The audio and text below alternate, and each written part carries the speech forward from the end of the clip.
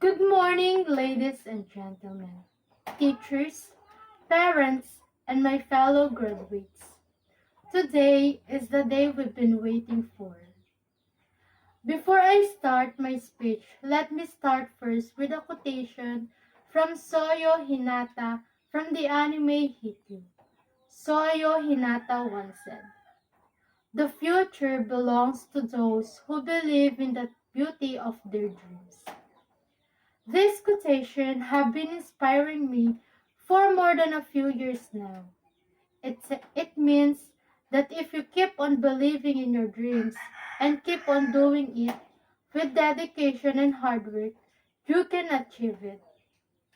Way back in my elementary days, I always dreamed of being a teacher someday. Even though my parents can't afford it, I still continue to dream. I study hard just to achieve my dreams. And I really did my best. And now look at me, speaking in front of many people.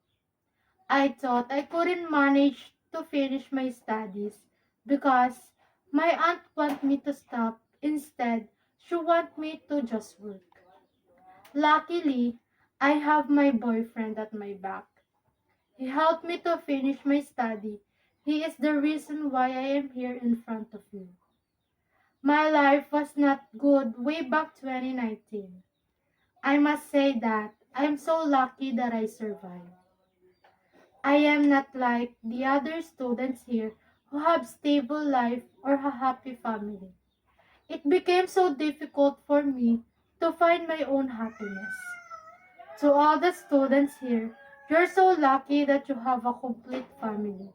A family that always supports you in your study, achievements, and in everything you do.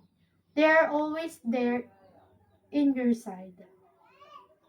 But me, I'm fighting alone in this situation. And now, let me thank my boyfriend for standing up for me, for always being my one call away. Thank you.